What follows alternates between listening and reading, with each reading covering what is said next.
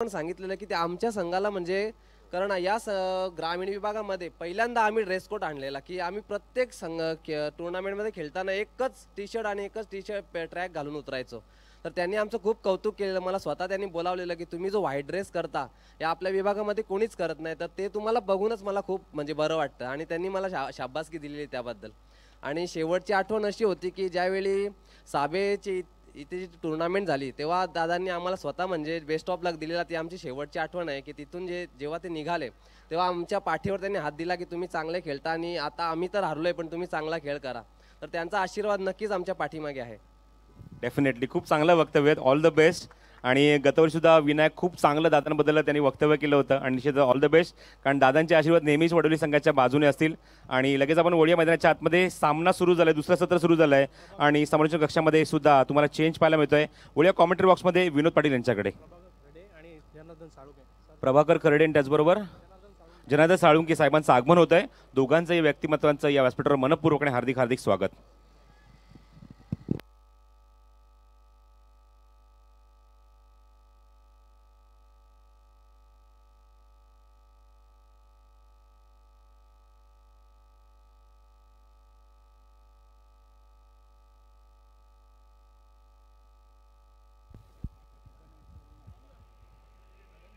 धन्यवाद प्रसाद सर, धन्यवाद Balu Patil, thank you very much. Nitin, सकाळ ही नेहमी हसरी असावी, शिवरायांची मूर्ती डोळ्यासमोर दिसावी, मुखी असावे जगदंबेचे नाम, सोपे होऊन जाईल तुमचे सारे काम. तमाम लाडक्या क्रीडा रसिकांचं पुनश्च या स्पर्धेच्या माध्यमातून हार्दिक हार्दिक सहर्ष स्वागत आहे. तर सामना या ठिकाणी सुरू आहे. पहिल्या फेरीतील हा दुसरा सामना मैदानावरती डायगर वर्सेस सागाव. हा चेंडू ऑन साइडला खेळतायत गॅपमध्ये, त्या ठिकाणी क्षेत्ररक्षक आहे डीपमध्ये, चूक होते ते मात्र दुसऱ्या प्रयत्नात चेंडू उचलतायत. तोपर्यंत या 2 धावा पूर्ण होत आहेत. सलग 4 चेंडू सुशीलने डॉट फेकलेले आहेत, ते या षटकाचं वैशिष्ट्य आहे. अतिशय चांगली गोलंदाजी सुशीलची यंदाच्या हंगामात खूप चांगल्या फॉर्ममध्ये आहेत. 2 सामने देखील त्यांनी जिंकले नागावच्या मैदानावरती. त्यामुळेच हा संघ चांगल्या लयमध्ये चांगल्या फॉर्ममध्ये आपल्याला पाहायला मिळतोय. सचिन सामना करण्यास सज्ज, ओव्हर द विकेट. हा चेंडू यावेळेस मात्र वाईडिश लॉंग ऑन, सीमा रेषेच्या जवळपास हा जेल टिपलाय. स्पेक्टेक्युलर कॅच, ग्रेट कॅच, फलंदाज बाद.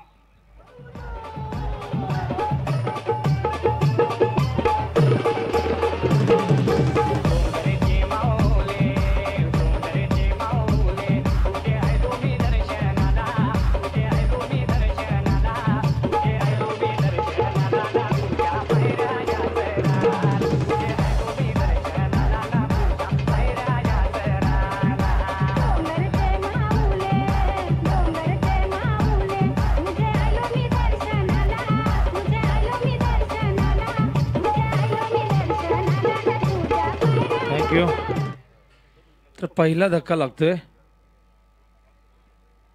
बघा. क्रॉसिंग करणं फार गरजेचं आहे. लक्षात असू द्या, गतवर्षी एका संघाला याच नियमावरून पॅनल्टी लागली होती. तर प्लीज क्रॉसिंग करणं गरजेचं आहे. नियम आहे या स्पर्धेचा, नियमांचं पालन करा, शिस्तीचं पालन करा, कारण नियमापेक्षा कुणीच मोठा नाही आहे. आणि या मैदानावरती पहिला धक्का लागतोय तो म्हणजे सागाव संघाला. आपण पाहतो सचिन म्हात्रे पहिले 4 चेंडू डॉट गेल्यानंतर मात्र सचिन दबावाखाली आला. त्यानंतर 5व्या चेंडूवरती 2 धावा त्याने पूर्ण केल्या. मात्र या 6व्या चेंडूवरती सागरने मिडविकेटवरनं येऊन वाईडिश लॉंगांच्या दिशेने अप्रतिम झेल टिपला आणि ते मात्र सचिनच्या खेळाचा अंत होतोय. आणि मैदानावरती नवीन फलंदाज जिथे येतो 3ऱ्या क्रमांकावरती राम. तर राहुल जाधव आणि सचिन सलामीला आले होते. सचिन बाद झाल्यानंतर आता मात्र मैदानावरती डावखुरा फलंदाज राम येतोय. पंचांकडे गोलंदाजीसाठी सज्ज होतोय गोलंदाज सागर, ज्याने